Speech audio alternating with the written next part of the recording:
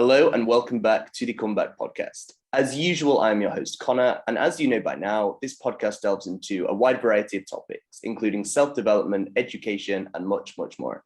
Now, my guest today is initially from Boston and has spent time in the US and the UK with a background in radio, academia as an English teacher, and as a head of public speaking and debate. He was also my English teacher back in 2010, year 9 in Hale Barnes, UK. Today, I'm talking to Mike Benjamin. Mike, welcome. How are you? Connor, really good to see you, mate. I'm doing just great. Thank you. Greetings from Boston. Absolutely.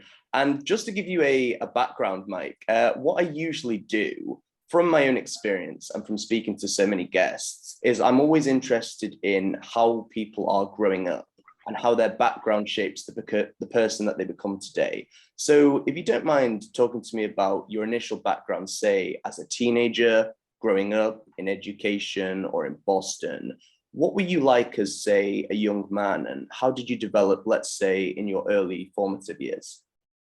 Well, I think that I'm like most males in their teens. I was thick, really. I mean, I was interested in being an athlete. Dreams of playing perhaps in the NFL, and I went to an all-boys high school, much like the school that we knew each other from. Indeed. And it was 1,000 boys, and it was a Catholic school, and it was known for athletics. And I selected going there because the feeling in the Benjamin household, which was very male, was that if I could play for them, I could play for any college in the country. So that was my whole emphasis. And then there was a switch and a change, and I took a knee injury, which ended things for me. And that's where it all began. And then it was off to college, really. Excellent. And so without, say, that knee injury, do you think that perhaps changed things for you, as in you had to think of things from a more academic side rather than from a sporting perspective? No, I so often I say to the students, parents of students, oh, don't worry about the young man. The gentlemen are thick as pickles until about their junior year in college, and then somehow the penny drops, so to speak, and their intelligence kicks in, and it's consumative. They just suddenly get it. And for me, that's how it was. I remember being a junior at university and feeling in America, it's a 4-year degree, where in Britain, it's a 3-year degree for a bachelor's of arts or a bachelor of science. And I remember in my 4th year, suddenly I just decided I was going to be serious, and I decided that I was going to read English as a major. And it felt great to be able to just be reading 4 different texts at any given time, and not considering it work. I just enjoyed the language, and that's when it took off for me. Right, I see. And did you have any, let's say, personal influences, any teachers or any mentors that helped? I had many. I had many of them. And I would say this probably for wannabe educators or people interested in the craft, because everything's a craft, writing's a craft, education's a craft, music, sports, whatever your chosen area is.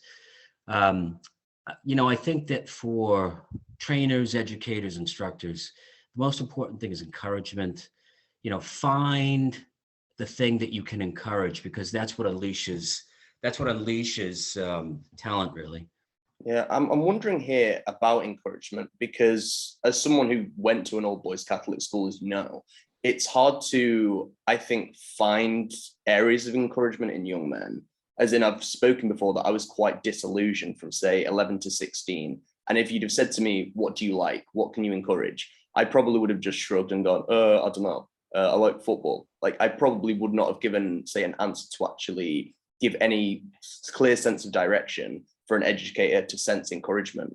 So I'm wondering, how do you sense encouragement from, say, young men when they're perhaps disillusioned as well?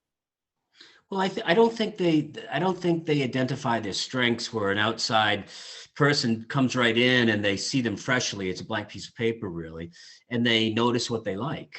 And go back to earlier question. I remember being at university and I was writing a piece for an English professor, and it was the greatest compliment I ever saw in my life. He wrote on it. He wrote, "Michael, your prose sings."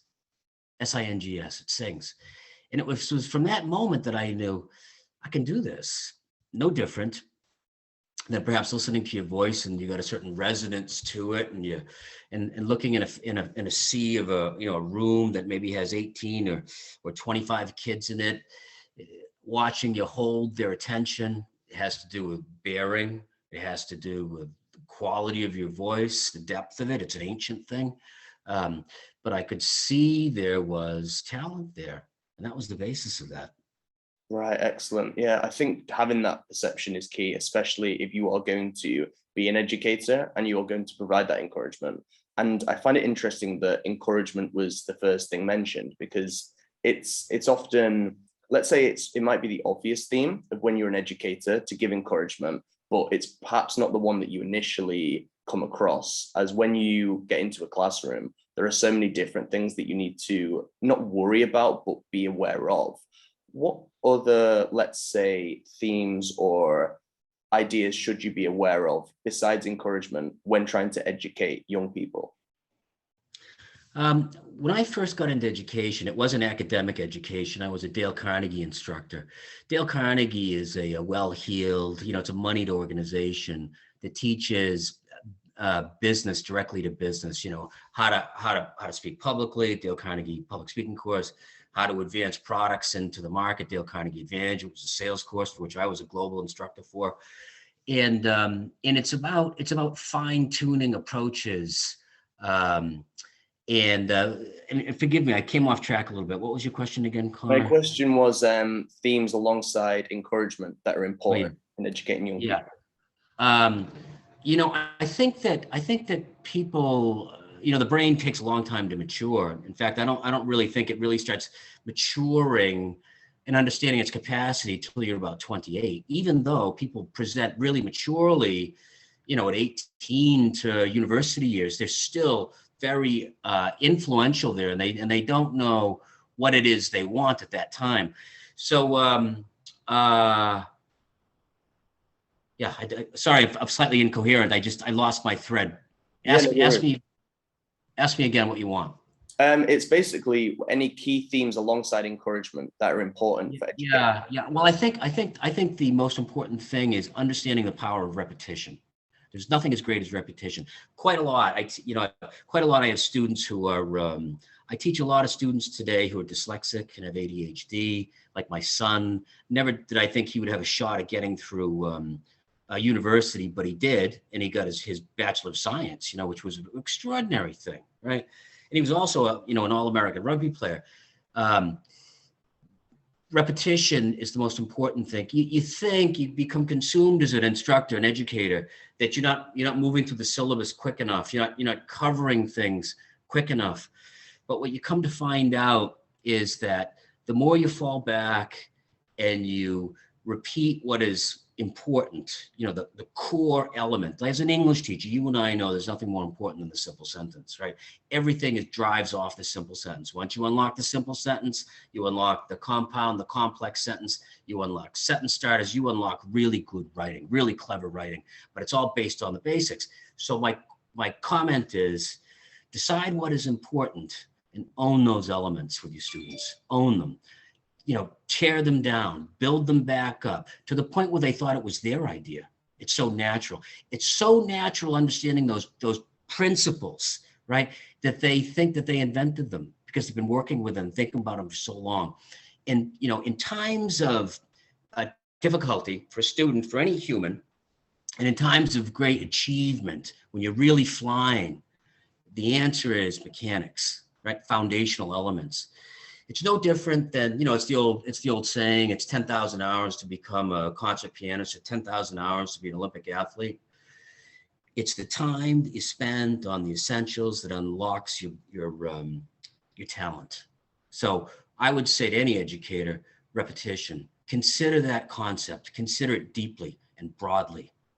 Excellent. No, I think there's certainly a place for repetition, and it sounds so, I suppose, obvious, keep repeating and repeating, but ultimately that's how the brain works, and that's how we... The other thing I'll say to you that I believe in very strongly is rapport, right? Rapport. How do you get rapport? At a certain position it's a gift to be able to build rapport with a student, whether it's a traditional university or academic student, or whether it's an adult relationship, but you're in instructional capacity, right? So it's a gift. Okay, but having said that, the key thing is to talk to every student, no matter who they are. You got to speak with them. You need to level with them. Tell them the truth. Don't posture. Find out who they are and speak with them. And once they sense that you're level with them, you're not speaking at them or to them, you're always speaking with them, asking their opinion, asking them if they're comfortable going forward, thanking them for working with you, because it's hard and sometimes it's just a drag to be doing it, but to speak with them. When you do that, magical things happen. And that is, they trust you. When they really trust you, they're willing to take chances for you. And you and I know the only way you're going to have breakthrough if you're a struggling student or a struggling business person is to take a chance. You've got to take a chance. And for the high flyers, when you're gifted to have them, I just had a student report to me they got into Stanford. And let me tell you, that was really exciting. That's a very difficult get. That's like Oxford or Cambridge, right? Very, very difficult to get that.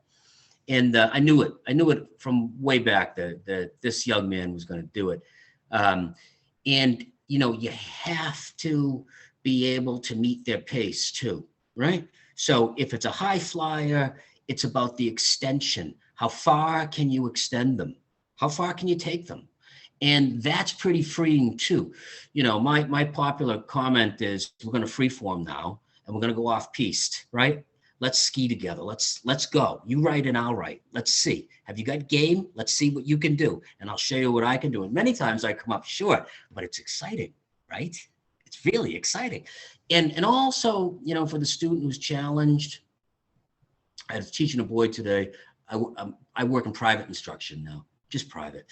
And I was teaching a boy today, ADHD, autism, dyslexia.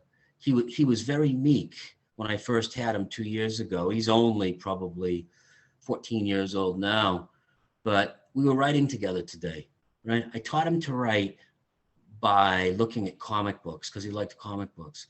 And you may know from comic books, they were invented like in about the time of the Depression, about 1929 in America. And they're notable for their use of punctuation. They use it very cleverly, right? And it's very instructive. In a lot of simple sentences, and I'm a big fan of the clarity and the tension of a simple sentence. So we were writing today, free-forming. I'd give him a command. I want a complex sentence. I want a compound sentence. He'd give me a command. I want a compound complex sentence. I want 2 simple sentences, and we would write. But it had to be with the same tone, right? And it had to be married. And what a great exercise. So my other comment to educators is, don't be afraid to experiment, right? Experiment. Sometimes they fall flat on their face, but when it works, it's pretty exciting. Absolutely. And it's just got my mind jogging back to the phrase, "We're burning daylight, boys." And that was when, yes, because I think that, in teaching instruction, may I call it either or, is that okay? Yeah, of course. Yeah. So it demands pace, right? Because as I always say to my students, I said, the one thing that I promise you is that I'll speak straight with you at all times. But the other thing I also promise you is I'll try never to bore you, because I don't want to be bored, right? And that creates pace, right? You've got to bring pace and urgency. And, we all know as educators from the front position of the room, if you are excited, then they are excited. It's a mirror. It's a mirror. If I'm nodding, you're nodding. If I say, come on, we're burning daylight, let's go, we're going to start moving, and everybody's smiling. And when we're smiling and we're nodding, we're having a good time. That means that people are receptive, right?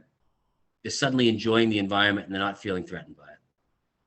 Absolutely, yeah. And I still remember those kind of exercises really taking hold and actually bringing it to another level where it wasn't just like, let's say, the typical slog that you're used to.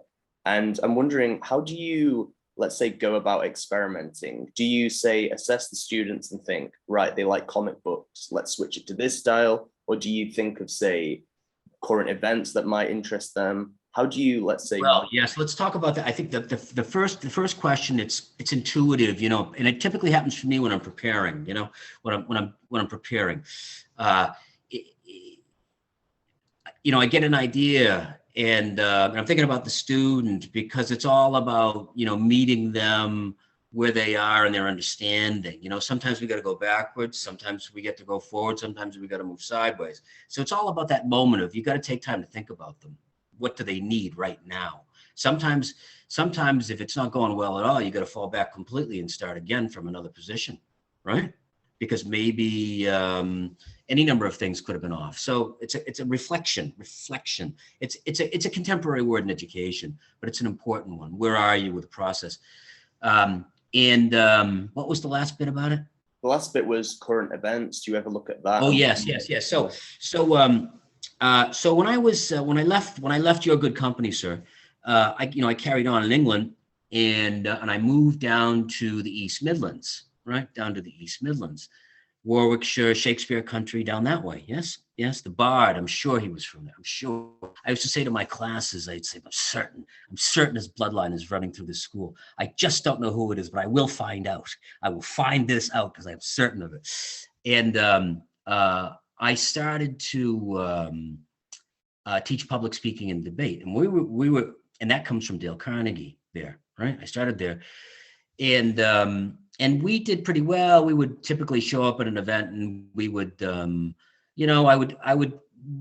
my students, we would decide on a topic to discuss, and I always liked current events, right? And this was the thing about current events. It was exciting, and we would talk about, more so when I went to I was at another school in the Midlands. It'll come to me in just a second. But when they hired me there, they said, "Can you win? We want to make a prime minister, Mr. Benjamin. Can you win us trophies?"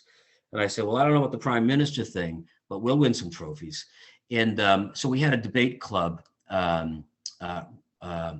Radcliffe College. It's in the East Midlands. Okay, so much like St. Ambrose, except it was mixed, men and women. And they wanted to debate, but it was very difficult to get the program going. And most schools do have difficulty because it's seen as, it's kind of nerdy, kind of dorky. The athletes don't really want to do it. It has a sense of like dust all over it. You know what I mean? It seems old. But I had a different experience with it because of the Dale Carnegie thing. It completely shaped my career because I did that. It was always my calling card in. And so what we did is we would meet every Thursday at lunchtime, right? And I remember the first class, I had 2 kids in there. It looked dire. It was co-curricular, so they would show up. And after that, we started to grow because it was a formula emerged. And the formula was we would look at the top of the world news cycle, right? What was happening in the news, right? And in America at that time, they were legalizing marijuana. So we did a debate on should marijuana be legal, right? Now, the topics we chose were dangerous topics. I was in a Catholic school, and as it matured, we decided that we would do abortion, right? And that was such a sensitive, in a Catholic school, right? It was such a sensitive topic that the person who outranked the headmaster was the senior father of the school, right? Priest. And so I'd have to go to him for approval on that. And are you okay? Yes. Because your video is breaking up a little bit. Oh, okay. But we'll continue. And so we would do abortion. We would do, we always structured as parliamentary debate. This house believes that marijuana should be illegal, right? Of course, they'd all say, well, it should be legal. We'd say that this house believes that abortion should be a right. And when we did that, we put 200 people in the room at lunchtime. 200 people in a room that fits 35 that were hanging off the walls. And the teachers would get involved with it too, because it was so tasty. We would do is the book is dead. The book is dead, right? I defy you not to have something to say about that. So we would do these very tense topics that were on the news cycle on a national basis, right? And eventually the students would bring the proposition to me, and I would say yes or no. I'd publish it that morning, so there's always tension against it, and they'd come in droves for it. They'd come in droves, and then we did debates where we would have 4 people, and I would say we're going to do a debate. I used to say we're going forward into danger yet again, people. right? I said, because it was very dangerous. We'd put 100 people in a room, and sometimes we'd debate for 1,000. we did we did election debates, we did all sorts of debates, and there'd be 4 people. And I said, I don't care what year you're in, the best debaters I will choose them. You're up for selection. It was like choosing an international rugby team. So they all wanted to get selected. So we would select them, and we would perform. And the interesting bit was that it had a structure to it. We'd have opening questions, and we would debate 3 or 4 questions, and then at the end we'd have audience questions, right? Live questions from the audience. At first, we positioned the questions into the audience, right? So there were no surprises. But that got old, and we wanted the danger, so we go to live questions, and it was really exciting. It was really, really exciting. And then we branched off, and we had public speaking championships, and there were various public speaking championships. There was 1 or 2 that were held in the country, and we decided as a school that we would be the 3rd leg of the triangle, if you were, much like tennis has Wimbledon and the Australian Open and the New York and then the U.S. Open, right? We were going to be a footprint for that, so we did that. And it was great. It was a 5-minute presentation, and it was about many things. But it had a strict mark sheet attached to it, and we would bring in particular judges for it, and we had cash prizes, and they'd flock for it, and it was just remarkably fun. So, taking chances was your question, right? Look to the international news cycle. You'll find your material there. And it was the thing about it, the human condition is we all like to be a little bit naughty, okay? We all want to be a little bit naughty. We like it because it's exciting. And when you talk about those things, it's like smoking a cigarette out back of the school, right? And to be able to do that publicly is intoxicating. And we would do things like, we had entrance music, like a late show. And so... I was a big fan of the Rolling Stones and Oasis, kind of dad's music, I can't get no satisfaction and all sorts. And they would have their own playlists. And so the environment was very contemporary. Music to the heads in the theater, right to the heads. The room would be full. We used to do frequently, once a quarter, a whole school debate, 1,000 people, fill the room, right? And it was exciting. The whole thing was exciting. In fact, many times for me as the moderator, it would be, I have this, public speakers have this, if you talk to them, they have this experience frequently, is that you'll sit there and everything is, is pretty well stagecraft, right? To every movement, right?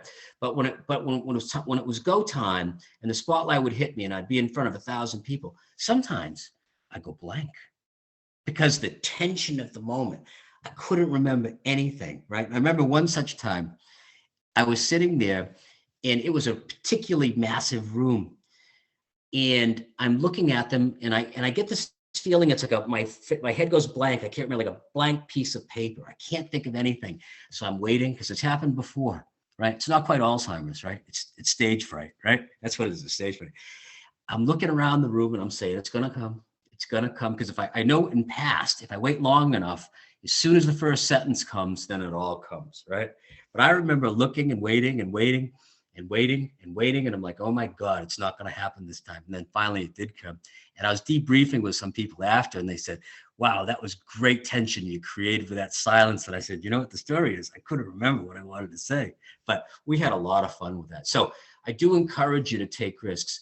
If you speak to your students, no matter what their age is, adult to adult, even though they're young, and there's a certain responsibility that comes with that, as you can appreciate, right? But if you speak with them, adult to adult, as an equal, not at them.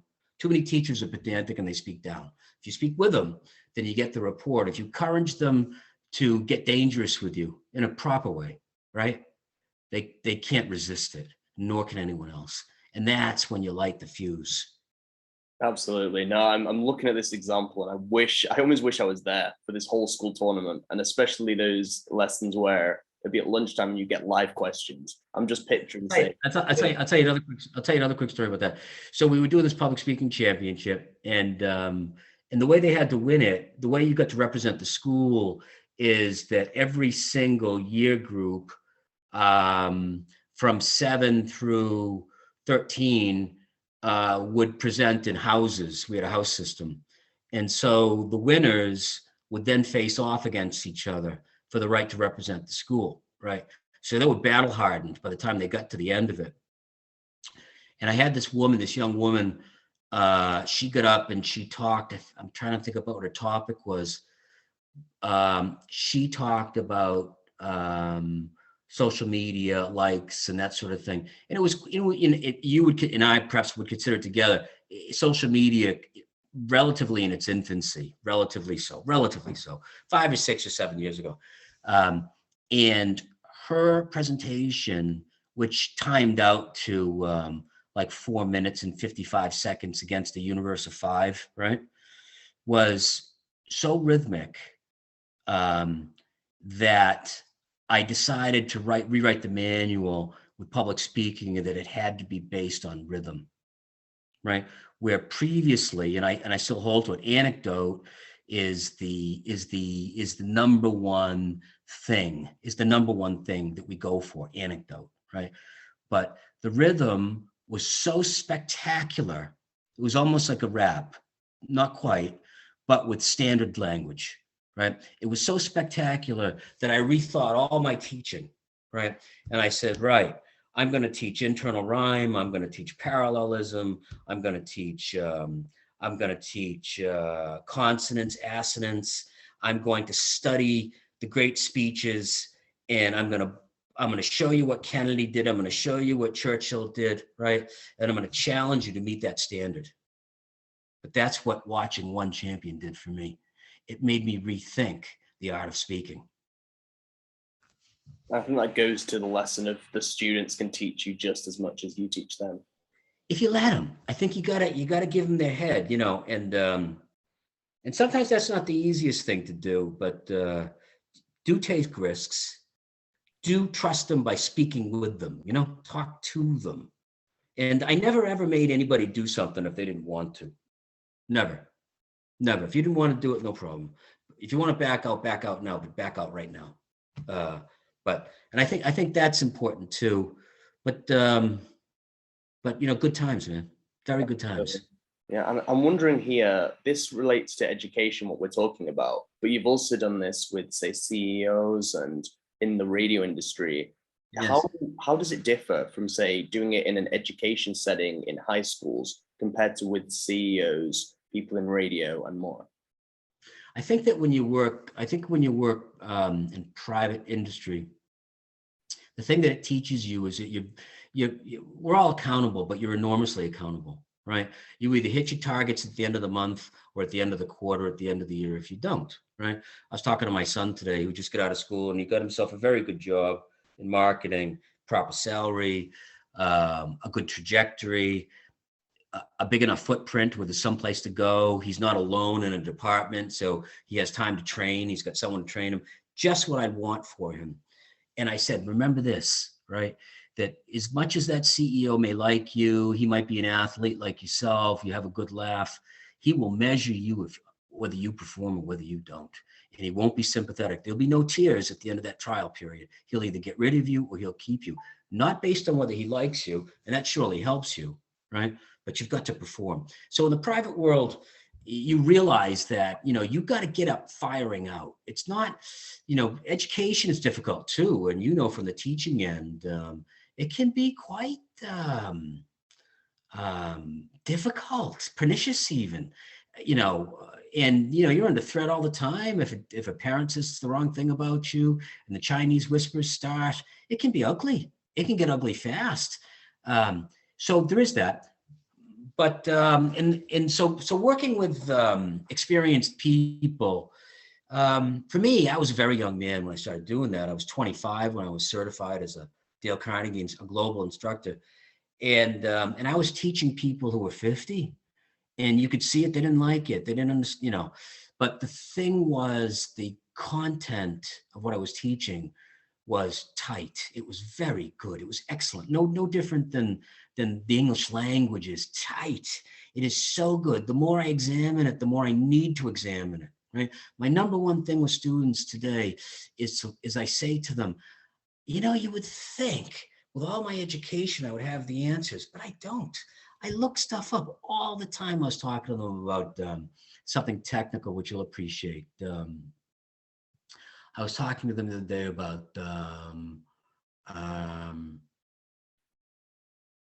about prepositions that precede, not prepositions, relative pronouns, and subordinate conjunctions that always precede a complex sentence. And I said, there's only 20 of them, but you got to know them. You have to know them. If you know them, then you know you're working with a complex sentence. Why do you need to know that? Because it's in the mark scheme. And if you don't give varied sentence structures, then you don't know. But more importantly, right, I said, here's what happens when you look that up for yourself, right? You remember it, right? And here's what happens in life when you go into business. So you trade emails obnoxiously all day long. And with the senior members of staff, typically they're pretty bright fellas and they got some education behind them, right? And when they get your email, they look at it and people, they go like this when they see a semicolon used correctly, they nod it, right? They nod. And that nod means this kid's got game. He knows how to write. He's intelligent, right? And that goes a million miles. But you got to know how to do it. And that takes toil, man, blood and toil to figure out how to do that. So I don't know if I answered your question. No, I believe so. Yeah. I was saying, is it similar from education to working with CEO? Yeah. So it's about content. If you're teaching good content, right? If you have good content, then you can deliver it. And the other thing about content is you got to know the content. So, as they say, there's a pie chart for learning, right? So much is done through the eyeball. The majority, call it maybe 55%, maybe 35% is done through, through the ear, right? 10% through doing it, right? And we're filling up that pie, right? The final 5%, I'd have to check my numbers, but the final 5% is teaching it, right? Do you know the information well enough that you can teach it? And I'll ask that question to my high flyers a lot. Can you teach it? And if they look at me and say yes, and I say to them, look, the only thing that I ask is that we tell each other the truth. So when they say yes, I take them at their word. And if they can teach it, then I know they know it. You've got to be able to teach it. So is the content great? And can you teach it? And when I used to get ready so when I taught Dale Carnegie, it was 1 hour a week. It was 4 hours a night, and it was 13 weeks. And you got university credits for it. So it was an accredited course. So in order for me to teach 4 hours, I would probably run a class through my head for 16 hours. And I would do that. I'd go out for a run. And if I ran for an hour, that was an hour. And if I ran 5 times and I did 5 hours of run through, then I was getting pretty close to being able to teach it. And I would teach it to the point where I could give you a page number and tell you to go to that page without thinking about it, because I prepared to tell you to go to that page, right? It's like this. You prepare your mind. Public speaking and instruction is the same thing. You prepare your mind much like the guy at the circus, right? The circus, they've been phased out for cruelty of the animals. But the image is always the Barnum and Bailiff circus, and you got the lion's tamer, right? And he goes to Philadelphia, London, Chicago, Boston, Hong Kong. And every time he does his act the same. He opens the lion's head at the exact same moment in the performance, at the climactic moment, the height of the tension. And he puts his head in that lion's mouth and the crowd roars, right? But why does he always do it at the exact same moment? It's because the crowd roars, right? So you got to have the content, and then you've got to rehearse the content. You must rehearse the content so that you can deliver it. So, the best teachers, they perform. And the difficult thing with performance art, which it is of the highest order language. I would make that proposition. And I say to you, and I say to everybody in Vietnam, America, and the United Kingdom, send all comers to me to debate that discussion. It is of the very highest order. It just takes, you need to love it and enjoy it, but you gotta perform it and deliver it. And what comes with that is the tension. The tension build up and the tension swing down is difficult. You know that, right? You teach in 7 classes a day, you get flat after a high performance, don't you? Absolutely. So there's that moderation as well.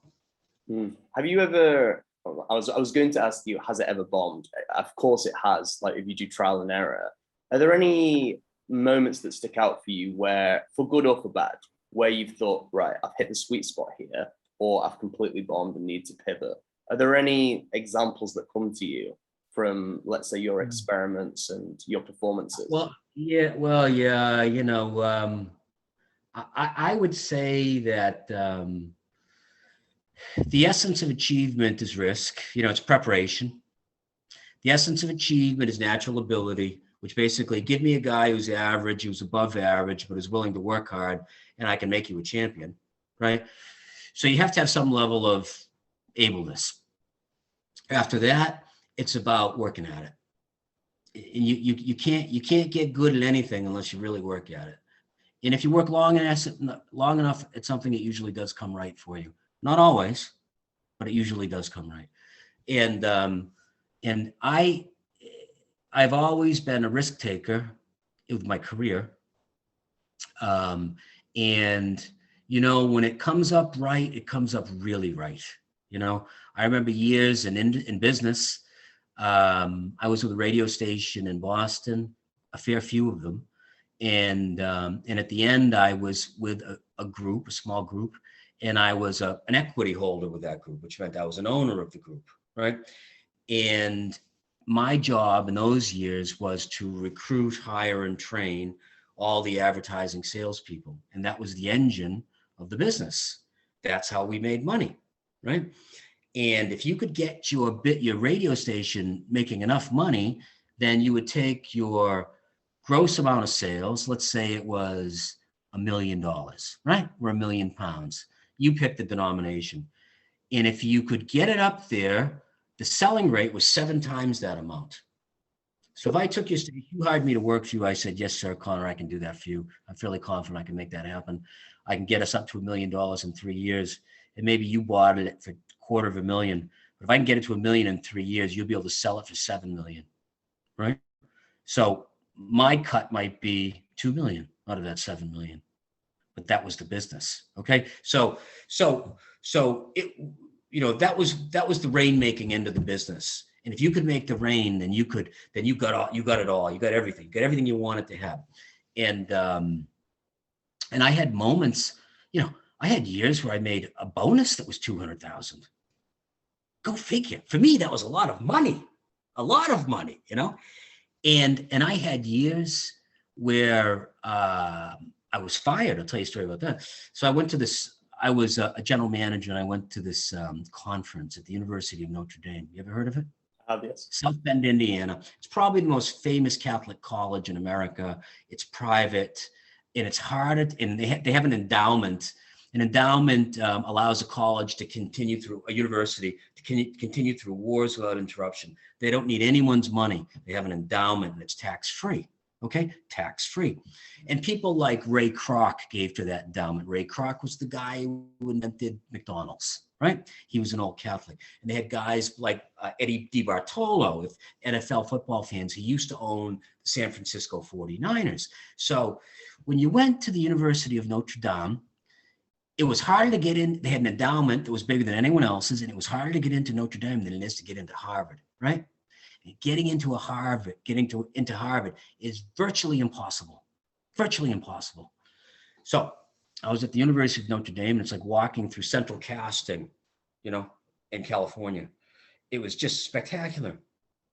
And I was there with a group of general managers, and there were probably 8-10 of us. And we were there for skill-based training about how to increase revenues, how to increase programming, stuff from the top. And everybody is, it's the nature. Everybody's kind of posturing, shoulders back, chin up, like I'm the greatest and the bestest. All immaturity, right? It's all immaturity. So we're there for 4 days, and on the 4th day, after being together, working together, having a couple of pints together in the evening, we're relaxing, we're getting to know each other, we're trusting each other now, right? And we're all smiles and handshakes and hugs at the end. Last day, we're sitting in a horseshoe around a table, and they say, Right. So welcome again. This is our last morning together. And we want you to know that we've put you around the horse table because they had a chart on personality types. You know, when you look at personality types, you have amiable. These are the really agreeable people in the world. And then you have four different quadrants leading all the way up to the aggressive quadrant, right? And each of them have characteristics about who people are. And so one corner was the amiable, right? The very quiet people, almost super shy people who I highly respect. Some of my best friends are the really super shy people. That's where the real intelligence lies in the world. People are quiet. And then on the very right-hand corner was the person who was so aggressive that they thought their head was going to pop off any minute. Guess who that was? That was me, right? That was me. That was me, right? And then they said, and after we all had a laugh at that, they said, how many of you, all general managers, all in the business for more than 20 years, how many of you have been fired? To your point, to your question, fired. Every single hand went up. Every single hand went up, right? We all think it's a sin to be fired. My God, you can't get fired from anything. But I would say to you that while it really hurts when it's happening and you go into a free fall for a fair few weeks, could be even be a fair few months if the markets are dead, which has happened to me. I've lost the business too. I went to the UK before I came to know you, and I was in the radio business there, and I was a group director for a company called the Wireless Group, and they had 13 radio stations. One was in Talksport out of London. You probably know that. It had Imagine FM in Manchester. That would have been your part of the market. And it had 13 others. And I parachuted in from Boston, got myself a job there, and I scored a lot of goals real early, and they made me a group director over the whole thing, right? So I left them because I couldn't get my equity back, and I had a piece of the business in America. I wanted a piece of the business there, and it was absolute hubris on my part. Hubris, pure arrogance, the height of arrogance, hubris. So I went to work for a bunch of guys, and I opened up a business for them out of Mauritius. Do you know where Mauritius is? It's in the Indian Ocean. So to give you some calculation, go to the Horn of Africa. Can you picture that? Yes. Horn of Africa, right? Go to the right. You see Madagascar, like you see in the James Bond films. Go to the right of that in Indian Ocean, and you get to a place called Mauritius. So I went out there because the people could speak English really well, and I was looking for offshore medical transcription, right? Do it overnight at a price. So I did that business and negotiated a really meaningful deal for myself, including equity, right? Equity again. And I didn't like my partners, and I got out as soon as I could. I went on a 6-month garden leave. As you and I know, in Britain, it means that you can't compete. So they put you on the sidelines. They pay you, but you can't talk to anyone. You got to leave everything behind. So I decided that I would do it myself at the end of those 6 months and use my own capital. So I did. And I was really aggressive. I had 2 little boys, and I had a wife, and I had a mortgage. And I believed I could do it, but because of my contracts, I had to get different suppliers, which meant I had to leave the continent, really. So this time I went to India, and I opened up factories in India, right? And I thought it was a winner. I thought the proposition was too hot to handle, and it was going to make me millions. I was convinced of it. Right? So after a year, it failed. The demand wasn't there. I had to roll it up, and I had to really eat humble pie. And it was at that time, and I went through terrible loss. Terrible loss. I lost the house. I got divorced. It was no picnic. So and it was at that time that I asked myself fortuitously, I said, what do I want to do with my life? And we were also in a recession, a deep recession. I said, what do I want to do? And I said, I loved the teaching with Dale Carnegie, and I just loved the language and the books and the prose. I said, I'm going to be an English teacher. And that's when I met you, just then. Absolutely. So I've seen great wins and great losses, right? They talk about resiliency, as a word. Don't we talk about that a lot? Resiliency. Yeah. You have to be resilient. You're going to face failure a lot. I mean, Churchill, he failed so badly as naval secretary at Gallipoli that they were never going to give him an office again. Right? And he used to write books to make a couple of bucks on the side. It was terrible for him. Lincoln, the great Abraham Lincoln, 1865, the Emancipation Proclamation. And what a writer he is. Study him, man. You talk about subordination. My goodness gracious. Lincoln failed 7 times at business, right?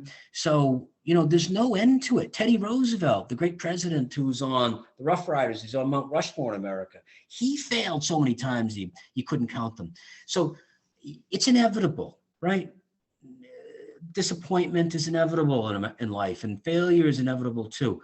But the important thing is you got to keep going, right? You got to keep going. And I'm not saying that everybody should extend the way I'm made. I'm not saying that at all. I'm just saying that you should take risks, right? In a managed way, or else you won't grow. And if you do fail, then you're learning and you'll do it better next time. Right. So for me, I'm kind of on my 3rd career now. And I never would have thought that I was going to be a private instructor, a writing instructor, structured writing instructor. Right. And I write for some people too. I never would have thought that I would have been doing that. And then COVID hit. Before you know it, I had this fella ask me, he says, would you teach my kids? I said, no, just no, I'm not doing that. And the next thing I know, I said, okay, because I am a pleaser. I like to help if I can. And then the next thing I had 13 families that I was teaching. And then the year after that, they wouldn't let me escape. And I said, well, by golly, this is fairly pleasant. I don't have to talk to parents. I don't have to talk to administrators. I don't have to mark anything, right? And the information is decently complex that no one would dare even challenge my subject knowledge. Right. So there you go. Perfect. I'm glad it made you itself up. Yeah, I'm wondering, throughout this conversation, and this sounds great in terms of it ticks every boxes with the subject knowledge and the administration. So I guess I slightly envy you, but congratulations for the 3rd career. It sounds like the Dale Carnegie training that you went through back when you were 25, which is my current age, seemed to be, this is just my understanding, please correct me if I'm wrong, it seemed to be a transformative thing, as in it kind of shaped you going forward. Would you say that's true? Absolutely no question about it. I remember deliberately how I felt at that time. I really wanted, I was out of college, it was my first year out of university, I got my degree. And I remember thinking to myself, I'd really like to get into some kind of an elite program, like the Navy SEALs or something that was just impossible to do. But if you could manage it, it would be the greatest feeling of the world. Tap into something special, get some sort of training that you couldn't get anywhere else. And that's how I felt about it. And then it was fortune. It was just fortune. It was being offered through the company that eventually I came to own.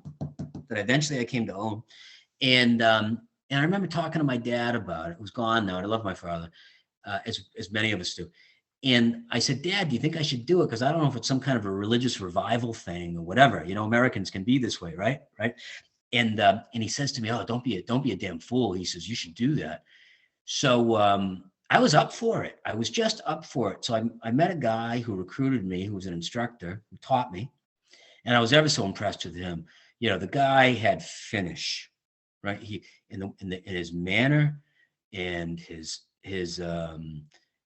oracy, and how he dressed, who he worked for, a big blue chip company, and he said to me, he says, meet me at a hotel in a lobby. It's always a good place to meet people, right? Because it's safe, it's convenient, there's free parking. So I met him there. And he says, I think that you'd be very good at this. And I'm encouraging you to get involved in the program. And it's not overnight. It's going to take you 2 years to get certified. You'll have to do, 26 weeks in the classroom. You'll have to go to a candidacy school. you'll have to come back and have more observation done. And if you pass all the markers, then you get in. But he says to me, it did everything for my career, and I see myself in you. So of course I was flattered by that. And then he did the most important thing ever that I'd advise any manager, anybody who has a job, to recruit people, to find the best talent. And that itself is one of the greatest skills. Surround yourself with elite talent, right? Elite talent. Think of like if you're going to go knock off a bank, who do you need? You need a driver. Which of your buddies is the best driver? He's going to drive, right? Which of your buddies is the best talker, right? He's going to talk. Which of your buddies can do the spreadsheets? He does the numbers. Why? Because they know how to do it, right? So finding talent and recruiting them is the key thing. But I digress. So the key thing he said to me was, he said, here's what's going to be terrible about the job. And he was smart. This was a Dale Carnegie technique, right? It's called the weighing technique. First, you give the customer, you're trying to get them to buy something for you, the bad reasons, right? You're not hiding anything. You give them the bad reasons. It's too much money, whatever. So he gives me the bad reasons first. He says, it's going to be a long time and you're not going to get paid. You'll do your regular job and then you'll have to go out at night. And he says, and in the spring and in the summer, it's all right. But in the winter, in February, when it's dark at 4:00 and it's so cold, you're chipping the ice off your car, you're not going to be happy when you're driving home at 10:15 at night.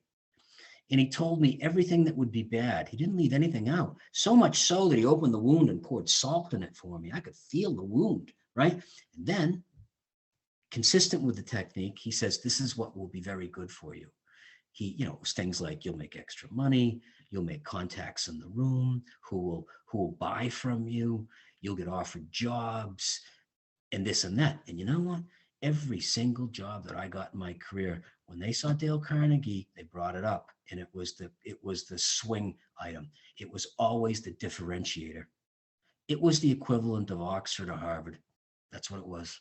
So it was very lucky that came into my life, but equally true, I had to graft to do it, right? It wasn't easy. You got to pay. You pay for everything, but if you're willing to work at it, you'll get there. And yes, it was transformative to me because the philosophy was sensational. It was things that, he wrote this book, How to Win Friends and Influence People. And in the late 70s, early 80s, it sold millions of copies and it was on everybody's reading list. In fact, if you look for self-improvement books, you'll probably see it on a reading list today, How to Win Friends and Influence People. But it was very practical and straightforward, like things like never tell a person they're wrong, right? Things like the most important most important word in the human vocabulary is a person's name, but use it sparingly, right? Things of this sort, right? Give people a reputation to live up to. I mean, when I went into England, I came in from Boston, I landed in Stockport, I preceded my family, literally parachuted in, right? And I got into this radio station and all of the jobs were occupied. You had the announcers, you had the sales director, you had the program director who managed the music list, and then you had the salespeople. And so they didn't know what to do with me, right? They wanted American talent, and the British want the American talent when things are going great because the American's a great salesman and so forth. So I came in and I looked at the receivables, and what receivables are is that's the list of 30, 60, 90, 120 days that your customers owe you money. So the people who pay you right away, they're on the 30-day list. The people who pay you after a month are on the 60-day list. And for a radio station, anybody on that 120 and that 90 days for payment and 120 or even 180, that's really bad business because you're not going to get that money because it's so old. They just won't pay you. I'm sorry to say that's how people will be. So I looked at it, and the business was in arrears. A great deal of it was 90 to 180 days. So I said, okay, I'll go collect this money. I was going to be a thumb breaker, right? A thumb breaker. I was going to go get the money. But where I came from, that's how we ran our business. You had to pay us.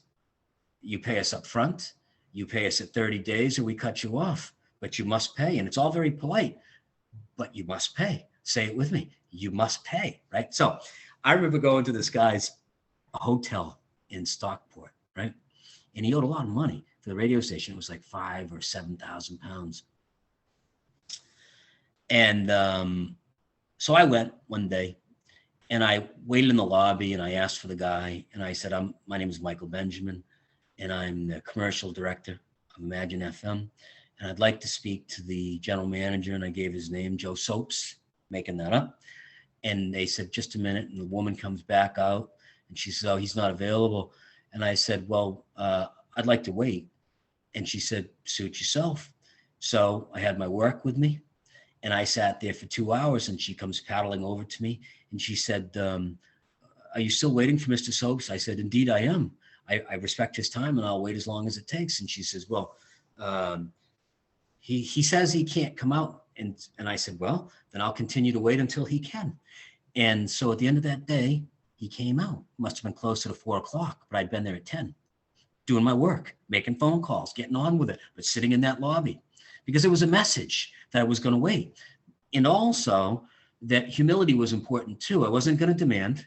I was going to show respect for him. This is Dale Carnegie. And he comes out eventually and I say to him, nice to see you. Do you recognize this debt of $7,000? And he says, well, not all of it. And I said, well, how much do you recognize? And he says, some of it. And I said, look, I'm a reasonable fellow, but this money is really old. And here's what I propose to you. I'm going to give him a reputation I'll live up to. You owe $7,500 approximately, right? I'm guessing it's nearer to that number than far away. So I want you to think about this, about what you think is fair, considering what you've used here. And whatever you tell me, I will accept as long as if I think it's fair. He says to me, I'll pay you $5,000. I said, well, that wasn't so hard, was it? I said, you've gotten a deal. I said, no. One of my people will call you every Monday and you must pick up the phone and they're going to say to you, we're going to come by and pick up that check, right? So how much can you give each week? And he gave a number, $500 pounds, right? Whatever. I said, well, she'll call you. She'll ask you for that 500 pounds and you must have it ready. If you don't meet that requirement, then I'll turn it over to a collection agency. Is that fair? Fair.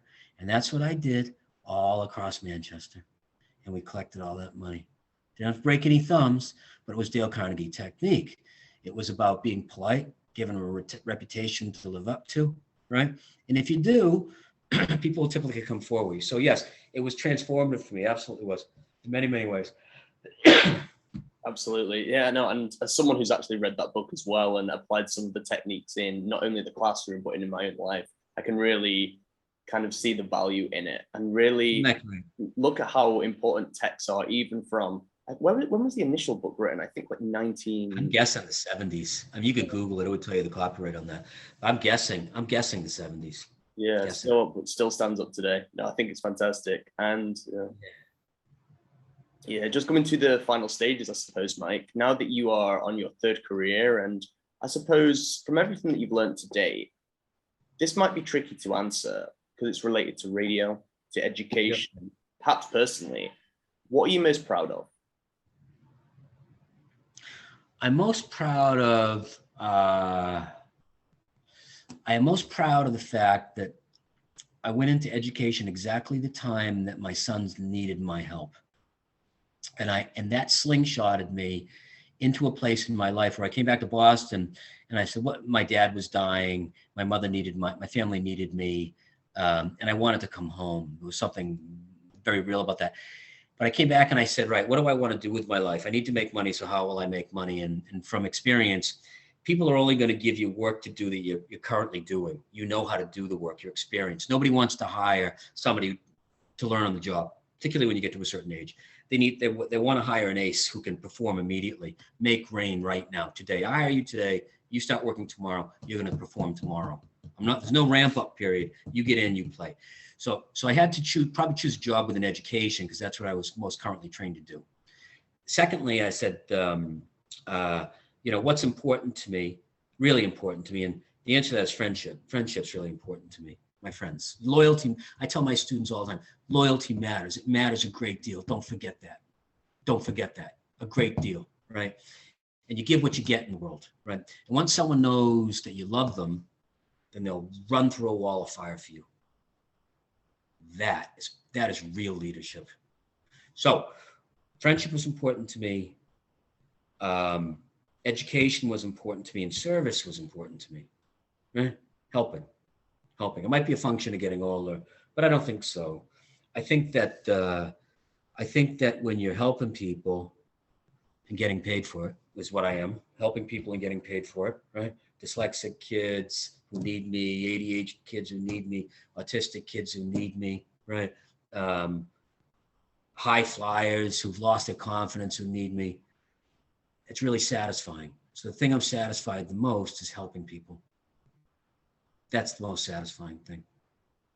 Excellent. You got to make money. You got to find a way to make money in your life.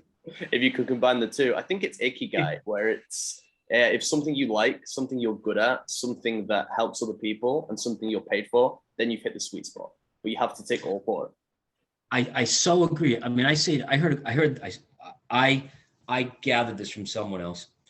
A student's father said to me, I said, how's your son doing? He says, I tell him, the only thing that matters is you got to find something that you're really good at that you want to do. That's what matters. You got to find something that you're really good at that you want to do. And if you do that, then you'll be fine. You'll make money. You'll be okay. But you've got to find something that you're really good at. There lies the rub. That lies the answer. And final question, Mike. If you could, say if you had a phone now and you could call 25-year-old you, so you could go back in time and give you some advice, what would you say?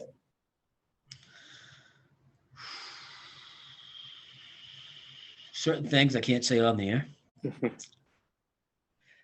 I could only share that with you in private over a pint. But I would say